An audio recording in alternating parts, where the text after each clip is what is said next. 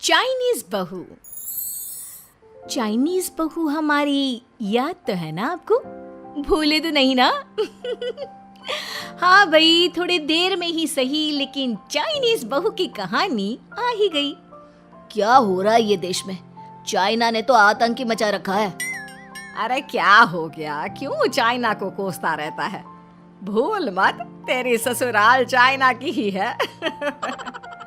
हाँ माँ, पर ये देखना, लड़ाई झगड़े, ये बीमारी, ऊपर से ये देश कितना चालाक है, अंदर न जाने क्या क्या करता रहता है। तभी अंदर से बहू की चिल्लाने की आवाज आती है। अरे क्या हो गया बहू, क्यों चिल्ला रही है? माँ जी, ये देखिए, ये रूस ने यूक्रेन की हालत क्या कर दी है। ऊपर से चाइना में डर बड़ा लॉकडाउन लग गया है। माँ जी, अब क्या किया जाए? अरे तो तुम लोगों को क्या परेशानी हो रही है, मैं तो यही नहीं समझ पा रही हूँ। वो क्या है ना माँ, हम लोग चाइना जाने की सोच रहे थे, सांगसू के भाई की शादी है। तो क्या? अरे कौन सा उन लोगों के यहाँ भाई घोड़ी चढ़ता है जो बहन काजल लगाकर नेक लगी? माँ जी, उसकी आंखें बहुत छोटी छोटी है, उसमें या तो पुतली रह सकती है या काजल। साले की पुतली निकाल कर काजल लगा दो, अंधा कहीं का। क्या क्या बोले तुम मेरे भाई के बारे में? अरे नहीं नहीं बहू, वो तो बोल रहा था कि तुझे नेग मिल जाएगा। है, बहन है ना तो उसकी। नहीं नहीं माँ जी, मैं सब समझती, ये मेरे भाई का मजाक बनाते रहते। कितना सीधा है मेरा भाई, बिल्कुल छिपकली जैसा। नहीं नहीं बहू, सीधा गाय जैसा होता है। सही पकड़े हैं माँ जी। हाँ, तो मेरे भाई की शादी है, मैं चाइना जरूर जाऊंगी। तभी एक पड़ोसन आ जाती है। अरे नहीं नहीं बहू, तू कहीं ना जा, हम लोगों का मन कैसे लगेगा तेरे बिना। ले बहू, तेरे भाई के लिए ये शॉल रख ले, हमारी तरफ से गिफ्ट कर देना। अरे सब कितने अच्छे हैं, मेरी चाइनीज बहू को कितने प्यार से तुम लोगों ने एक्सेप्ट कर लिया। सच में बड़ी भाग्यशाली हूँ मैं। कैसी बात कर रही है? ये तो हम लोगों के देश की एक खूबसूरती है कि हर किसी को दिल से अपना लेते हैं, बस वो भी दिल से हमें अपना समझे। कैसी बात कर रही है आंटी जी? मेरे लिए आप सब सासू माँ जैसी ही हैं। मुझे भारत बहुत अच्छा लगता है, ये सबसे अच्छा देश है, मेरा भारत महान। वैसे भी लड़की की शादी जहाँ होती है वो तो वहीं की हो जाती है ना। जीती रे बहू, सही बोल रही है। औरत तो होती ही पानी की तरह है, जो जहाँ जैसे रखे वैसी ही शेप ले लेती है। आंटी जी, ये थोड़ा सा ज्यादा हो गया, समझ नहीं आया। नो प्रॉब्लम, मैं चाय बना कर लाती हूँ। फिर क्या, वो दिन भी आ जाता है जब बेटे बहू को चाइना जाना पड़ता है। वहाँ जाकर बहू का भाई कहता है, मेरे बहन आ गए, मेरे बहन आ गए। मैंने सबको बोला कि सब हिंदी में बात करेंगे, नहीं तो बहन नाराज हो जाएगी। थैंक्स बॉय, हिंदी मेरी भाषा है। आप मुझे उसमें बात करना अच्छा लगता है। आपने जीजा जी से मिलो। ओ बहन, तुम अंदर चलो। सभी बहू को अंदर लेकर चले जाते हैं, लेकिन सांगसू का पति, वो तो बेचारा चाइना के ससुराल के आंगन में अकेला खड़ा रहता है। काफी देर तक जब कोई उसे नहीं पूछता तो वो माँ को घर पर फोन करता है। हाँ बेटा, पहुँच गए ना कुशल मंगल? हाँ माँ, लेकिन सांगसू पता नहीं कहाँ है, वो तो अंदर गई है तब से बाहर आई ही नहीं। अरे कैसी बात कर रहा है? तो तू अंदर चला जा, तू बाहर क्यों है? अरे दामाद है तू वहाँ का, उन लोगों ने तुझे बिठाया, चाय पानी कुछ नहीं पूछा? नहीं ना माँ। तभी सामने से सांगसू आती है। क्यों आप अभी तक तैयार नहीं हुए? और ये बैग लेकर क्यों कमरे से बाहर आए? इसे वहीं रख देते। कमरा? कौन सा कमरा? अरे कैसी बात कर रही हो? जब से तुम अंदर गई हो मैं बाहर ही तो खड़ा हूँ। बहू को बहुत हैरानी होती है और गुस्सा भी आता है। तभी उसका भाई और माँ आ जाते हैं। और सांशु, अंदर खाना लग गया है। पहले ये बताओ कि मेरे पति को किसी ने खाना या पानी क्यों नहीं पूछा? वो भारत से ससुराल पहली बार आया है, वो भी मेरे कहने पर। उनकी इज्जत क्यों नहीं की? देख बेटी, तूने जबरदस्ती जिद में शादी की थी तो हम लोगों ने कर दी, लेकिन अब तुम ये सोचो, पूरी चाइना में मैं इस इंडियन को अपना दामाद बताऊं? So sorry. हाँ संगसू, और तुम भी चुप रहना, नहीं तो वो लोग मेरी शादी तोड़ देंगे। ओह, ऐसी बात है। कोई बात नहीं, मैं बाहर होटल में रह लेता हूँ, तुम वही करो जो ये लोग चाहते हैं। कैसी बात कर रहे हो? शादी के बाद पति जैसा भी हो, जो भी हो, पति होता है। वैसे भी तुम्हारे पूरे परिवार ने, सबने बिना सोचे मेरा साथ दिया, मुझे एक्सेप्ट किया, प्यार किया। मैं अपने देश में आपको अकेला कैसे छोड़ सकती हूँ? ये हिंदी फिल्म का ड्रामा बंद करो, मैं अभी अब बर्दाश्त नहीं करूँगी। चुपचाप अंदर चलो, नहीं तो ये शादी वादी यहीं खत्म करके इसे अकेले ही इंडिया जाना पड़ेगा। कैसी बात कर रही हो माँ? ये मेरे पति हैं। है नहीं था, हम लोगों ने यहाँ वकील को बुला लिया है, जिसके बाद अब तेरा तलाक करा के हम यहाँ के चाइनीज लड़के से तेरी शादी करा देंगे। अरे कैसी बात कर रहे हो? हम तो यहाँ तुम्हारी शादी के लिए आए थे। नहीं नहीं, मैं सांगसू के बिना नहीं रह सकता हूँ। हाई वोल्टेज ड्रामा होने के बाद से ही सारा माहौल खराब हो जाता है कि तभी एक लड़की आती है। मैंने सारा इंतजाम कर दिया है, सांगसू की शादी का मंडप परसों लग जाएगा।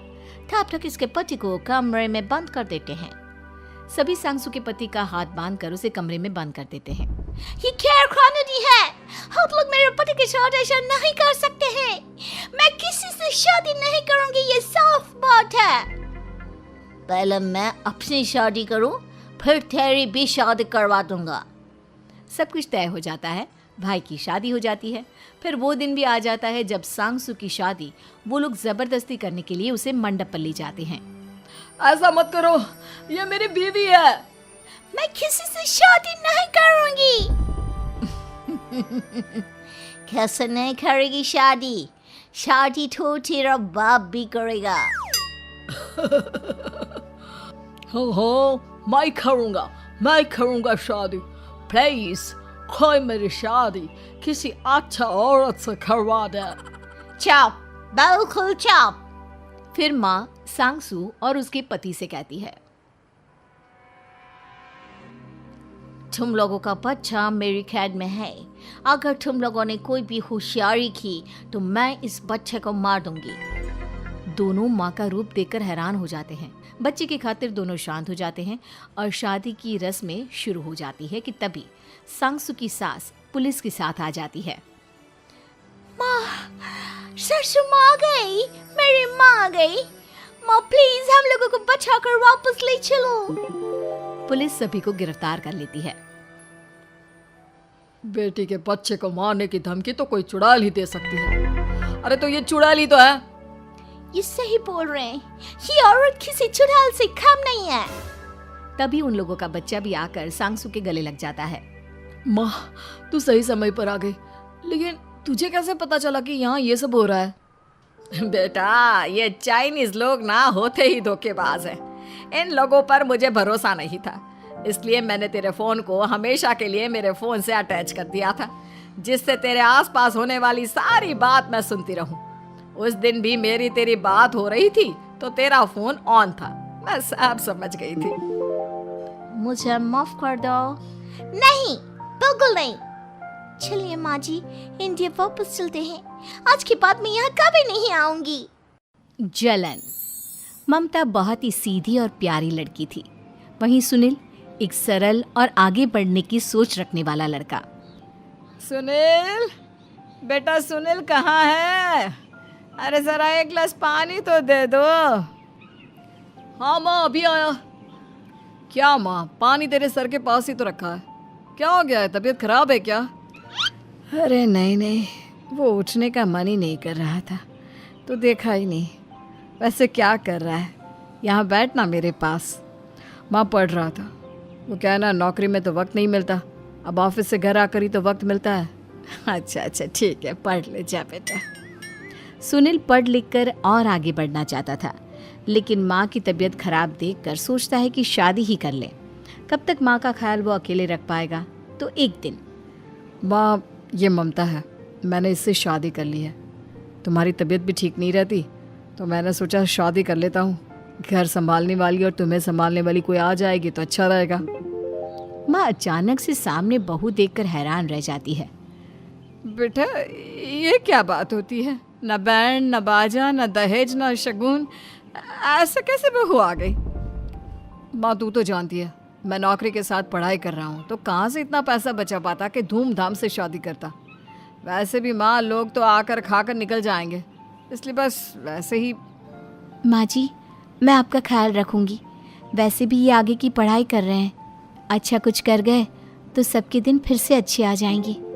सास को ममता की बात ठीक तो लगती है, लेकिन मन में कहीं ना कहीं लगता है कि कहीं बहू बेटे को लेकर फुर्र ना हो जाए और फिर तो वो रह जाएगी अकेली।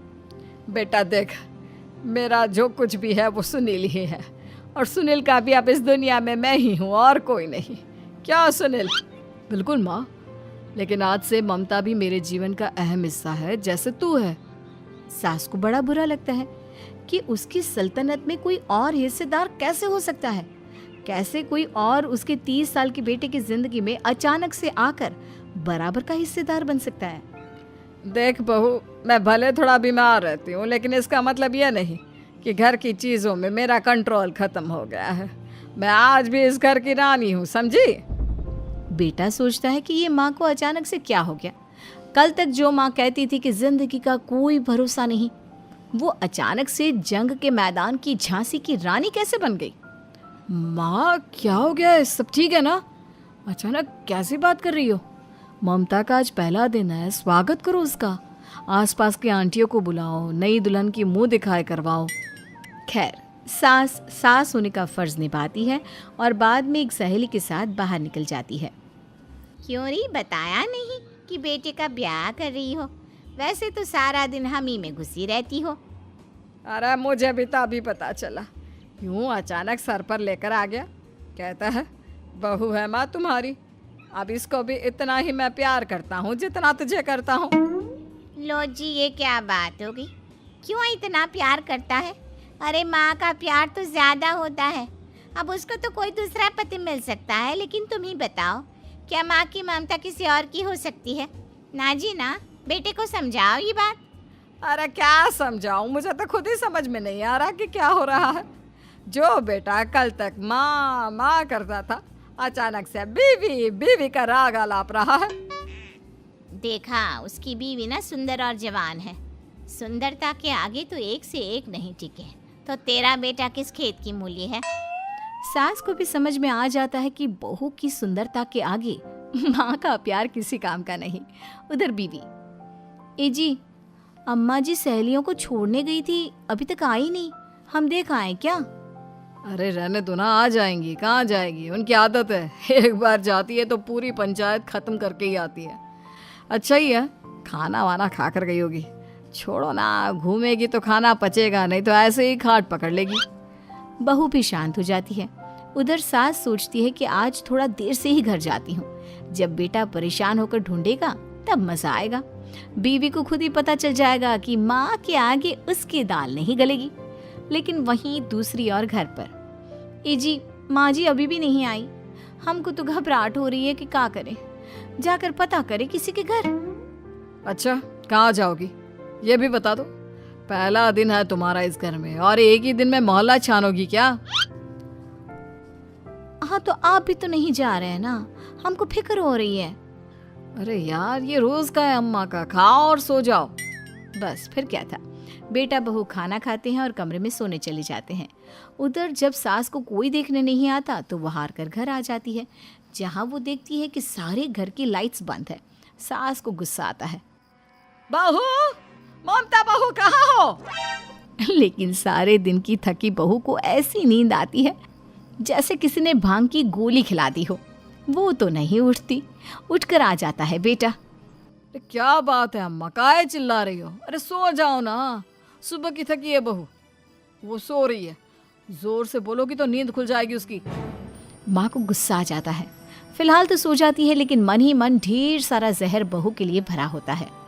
सुबह बहू चाय बना रही होती है कि सास धीरे से गैस तेज कर देती है, जिससे चाय का बर्तन जल जाता है। और जैसे ही बहू चाय का बर्तन उठाती है, उसका हाथ जल जाता है। मेरा हाथ जल गया। वो जोर जोर से चिल्लाकर इधर उधर भागती है कि सास थोड़ी देर में उसके हाथ में पानी डाल देती है। हाय रे बहू, क्या कर रही हो? पहली बार रसोई छुई हो क्या? सासू माँ, गलती से गैस तेज रह गई थी और बर्तन जल गया, जिससे मेरा हाथ जल गया। हाय रे, कितना गंदा दाग। छी छी छी छी, मुझे तो उल्टी आ रही है तेरा गला हुआ मांस देखकर। तू ना मुझे अभी साथ से खाना मत लगाना। बहू भी खुद का हाथ देखती है तो उसे भी रोना आ जाता है। कुछ दिनों के बाद सास की सहेली आती है, बहू चाय बनाकर लाती है। उसके जाने के बाद सहेली कहती है, बहू की सुंदरता ऐसी है कि कोई भी दीवाना हो जाए। वैसे तेरे बेटे का क्या हाल है? अरे वैसा ही है, बहू के पीछे लट्टू। क्या करूं, कुछ समझ में नहीं आ रहा। मैंने तो बहू के चेहरे पर दिवाली के पटाखे की चक्री फेंक दी, उसका पूरा चेहरा जल गया। अब देखो ना रही सुंदरता, और ना ही अब मेरा बेटा उसे पूछता है। अरे अब तो वो उसे छोड़कर दूसरी भी देखने को बोल गया है मुझे। बहू सारी बात सुन रही होती है। आंटी, एक बात बताइए, क्या भरोसा है कि दूसरी सही आए और आपके अनुसार रहे? देखिए आंटी, मेरी सासू माँ को गलत बात सिखाने की जरूरत नहीं है। हमारा परिवार साथ में खुशी से रह रहा है। देख बहू, मेरी सहेली की बेइज्जती ना कर, वही अच्छा रहेगा तेरे लिए, समझी? बहू नहीं मानती है। वो बार बार उनकी सहेली को घर से निकल जाने को कहती है। तभी सास की सहेली पास के चूल्हे से लकड़ी लाकर बहू के चेहरे पर लगा देती है। बहू जोर जोर से रोने लगती है। अरे ये क्या कर दिया? मैंने कहाँ किया, ये तो तूने किया। तू ही नहीं चाहती थी कि बहू बेटे के साथ रहे, भला मैं क्यों करूँगी? मैं तो चली, निपटो अब। बहू रो रही होती है, दर्द से चिल्ला रही होती है, लेकिन सास उसे डॉक्टर के पास नहीं ले जाती। तभी पति आता है। क्या हो गया ममता? ये दाग कैसे लगा? तुम कैसे जली? ममता कुछ नहीं कहती, बस दर्द से करा रही होती है। पति माँ की तरफ देखता है। हो ना हो माँ, ये पक्का आपका काम है। आप ही ममता से जला करती थी ना। देखना माँ, अब पुलिस आएगी, केस बनेगा, लेकिन पहले मैं ममता को अस्पताल लेकर जा रहा हूँ। सभी अस्पताल जाते हैं, जहाँ डॉक्टर ममता की सास से कहते हैं, आपने तो नहीं जलाया ना बहू को? अब ममता की सास के तो पसीने छूट रहे होते हैं। वो घबरा कर कहती है, ना ना डॉक्टर साहब, कैसी बात करते हैं? हम क्या जलाएंगे अपनी बहू को? डॉक्टर ममता के पति से पूछते हैं। देखिए, क्योंकि ये ससुराल में जली है तो मामला पुलिस का बनता है, तो आप पहले पुलिस को बुलाइए, तभी इलाज पूरा होगा। सास डर जाती है कि अब तो बच्ची जिंदगी जेल में ही रहना होगा। रहने दीजिए ना, पुलिस को क्यों बुलाना? सारी हंसी खत्म हो जाएगी जब पुलिस के डंडे पड़ेंगे। बहू को जलाना भले ही बहुत आसान हो, लेकिन उसके बाद सारी जिंदगी जेल की हवा खाना। सास डर जाती है। पुलिस आती है। पास लेटी दर्द से करा रही ममता स्टेटमेंट देती है। तो क्या हुआ था? कैसे जली आप? ममता पास खड़ी सास को देखती है। बेटी बताओ, कैसे जल गई तुम? ओए, काका का किरण वाली शाहरुख, चुप, बिल्कुल चुप। सास चुप। सभी इंतजार करते हैं कि ममता क्या बोलेगी। जी, मैं खाना बना रही थी, लकड़ी उड़कर मेरे ऊपर गिर गई और मैं जल गई। सास बहू की बात सुनकर रोने लगती है। देखा माँ, कितनी समझदार है ममता। ये चाहती तो, हाँ बेटा, ये चाहती तो मैं आज जेल में होती। मुझे माफ कर दे, मैं आगे से अभी कभी ऐसा नहीं करूंगी। बहू के साथ मिलकर रहूंगी, मुझे माफ कर दे। दुर्गा नदी के किनारे बसा एक गांव फूलपुर। गांव में कुछ 100-150 लोग रहते थे। अंजलि जो कि पास ही के जिले में रहती थी और 12वीं पास कर चुकी थी, उसके पिताजी ने बेटी को जल्दी विदा करने के लिए उसकी शादी फूलपुर गांव के मुकेश से करवा दी थी। मुकेश कभी स्कूल नहीं गया था और इस कारण वो पढ़ा लिखा नहीं था और बाकी गांव वालों की हालत भी मुकेश जैसी ही थी। मुकेश के घर में उसके माता पिता भी रहते थे। सासू माँ, मैं बाहर मंदिर तक जा रही हूँ, आधे घंटे में आ जाऊंगी। अरे अभी कहीं जाने की जरूरत नहीं है, चुपचाप जाके रसोई में रात के खाने की तैयारी करो। और ये घूंघट क्यों हटा लिया है तुमने? क्या पता नहीं कि इस गांव में औरतें बिना घूंघट के नहीं रहती? रात में अंजलि छत पर जाकर अपनी मम्मी से बात कर रही होती है। तभी गांव की 3-4 औरतें उसे देख लेती है और दरवाजे पर आकर उसकी सास से शिकायत करने लगती है। और क्या हुआ? अरे छत पे तो देखो, आपकी बहू मटक मटक के किसी से फोन पर बात कर रही है, दिन भर फोन पे लगी रहती है। अरे कल तो मंदिर के पास वो क्या कहते हैं, सेल्फी ले रही थी। शहर की बहू रखना अच्छा शान की बात है, पर देखना इसके लक्षण से ये तो तुम्हारे परिवार को बदनाम ना कर दे। ये पहली बार नहीं था जब सास से गांव के लोगों ने अंजलि की बुराई या शिकायत नहीं की हो। अब तो ये रोज की बात थी। अंजलि ये सब सुन लेती है। जब वो नीचे जाती है तो मुकेश भी वहां आ जाता है। सास कहती है, बेटा लोग घर आकर शिकायत करने लगे हैं बहू के कामों की, देख लो। पति हो, संयम से रखो इसे। माँ जी, मैं तो अपनी माँ से बात कर रही थी क्योंकि यहाँ कोई बात करने लायक ही नहीं है और अब मैं माँ के पास ही रहूंगी। वहाँ क्या रहना, वहाँ बाहर के लोग तो ठीक है पर घर के लोग भी इज्जत ना दे सके। अरे नहीं नहीं अंजलि, ऐसा नहीं है, धीरे धीरे सब ठीक हो जाएगा, तुम फिक्र ना करो। अरे बस कुछ बोलना ही नहीं है, सर पे चढ़ा रखा है बहू को। सास मुकेश की नरम बात सुन के वहां से मुंह चढ़ाकर चली जाती है। मैं तो कहती हूँ हम दोनों शहर चले जाते हैं। मैं पढ़ी लिखी हूँ, मुझे वहाँ नौकरी भी मिल जाएगी और थोड़े दिनों में आप भी वहाँ कुछ काम ढूंढ लेना। अरे नहीं नहीं अंजलि, हम यहाँ ना गांव का खेत, माँ पिताजी को छोड़कर शहर नहीं जा सकते।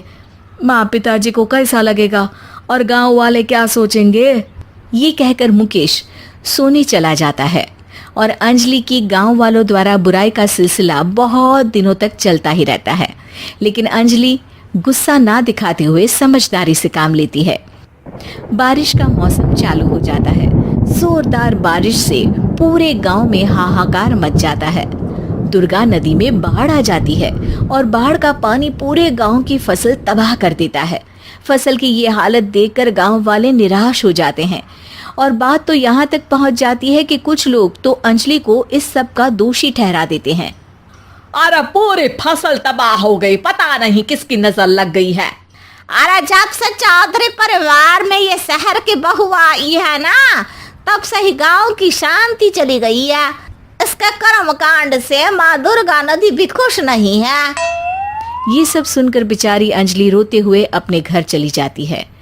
कुछ दिन बाद सभी गांव वाले अपनी फसल का मुआवजा लेकर अपने अपने घर आते हैं। मुकेश भी 1500 लेकर आता है। अंजलि को जब पासबुक दिखाता है तो अंजलि हैरान हो जाती है। अरे ये पासबुक में तो उन्होंने 4000 की एंट्री करी है और आपको सिर्फ 1500 दिए। सच में? अरे वो सरकारी अफसर आपको बेवकूफ बना रहे हैं। सरकार की तरफ से हमें 4000 मिले हैं लेकिन बाकी का सारा पैसा खुद ही खा रहे हैं। आप लोग के अनपढ़ होने का फायदा उठा रहे हैं। ये सब सुनकर मुकेश परेशान हो जाता है लेकिन अंजलि उसे हिम्मत से काम लेने को कहती है और सुबह होते ही मुकेश को पंचायत कार्यालय ले जाती है और साथ में गांव के और लोगों को भी। आप सरकारी बाबू क्या गांव के लोगों को बेवकूफ समझते हैं? आपको क्या लगता है ये पढ़े लिखे नहीं है तो आप कुछ भी मनमानी करेंगे? ये बेचारे दिन रात इतनी मेहनत करते हैं, ये हमारे अन्नदाता हैं और आप इनके साथ ऐसा धोखा करते हैं। अरे क्या बके जा रही है ये लड़की, किस धोखे की बात कर रही है? अपने कांड करके नदी माँ को नाराज करके हमारा नुकसान करके इसे चैन नहीं मिला क्या? सरपंच जी, इन सरकारी बाबू ने मुझे बेवकूफ बनाया है और मेरे हिस्से के पैसे खुद चट कर गए। बस ये सुनते ही सरपंच वहां से दुम दबाकर भाग जाता है। पता चलता है कि जनपद अधिकारियों ने गांव के सरपंच के साथ मिलकर सबके साथ धोखा किया है। सब लोगों का विरोध शुरू हो जाता है और आखिर में अधिकारी सब गांव वालों के हिस्सों के बचे हुए पैसे उन्हें लौटा देते हैं और कई दिन तक सरपंच गांव में लौटता ही नहीं। अंजलि, तुम नहीं होती तो हम गांव वालों को तो पता ही नहीं चलता कि ये हमें हर बार बेवकूफ बनाते हैं।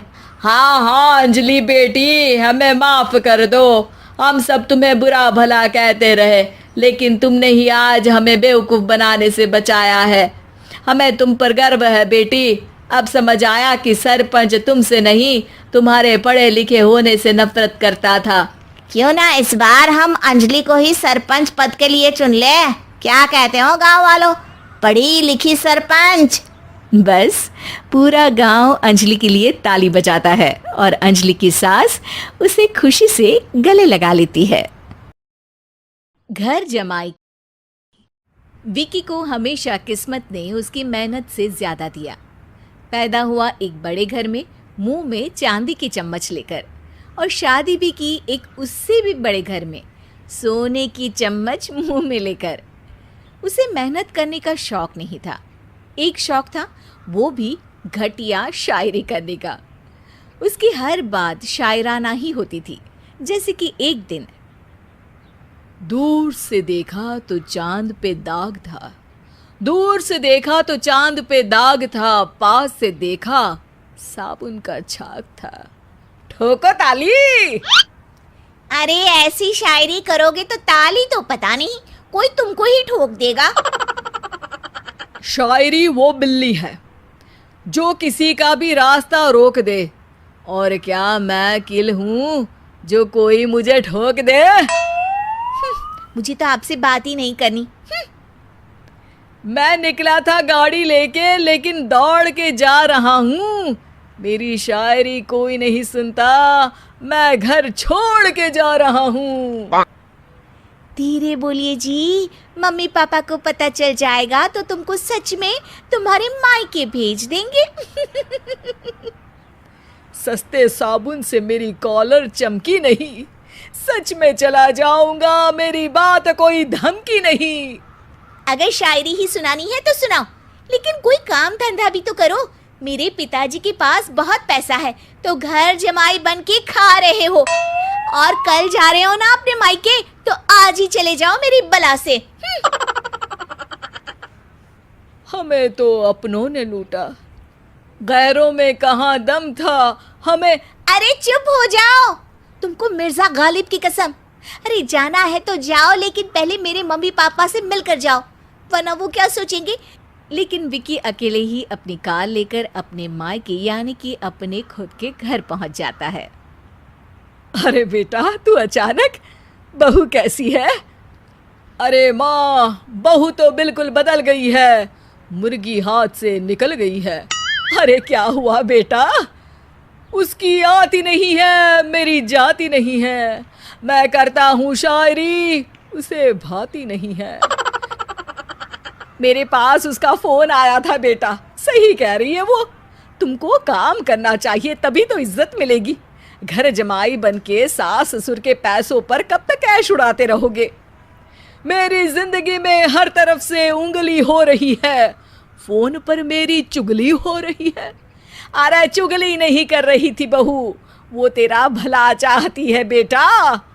सूखे हुए कपड़े को भी गीला कह रहे हैं लोग, चुगली करने को मेरा भला कह रहे हैं लोग। ठोको ताली। ये सुन के माँ अपने हाथ से अपना सर पीट लेती है। अरे माँ, ताली की जगह माथा क्यों ठोक रही हो? बेटा तू ना आराम कर, तेरे पिताजी भी आने वाले हैं, खाना लगा देती हूँ।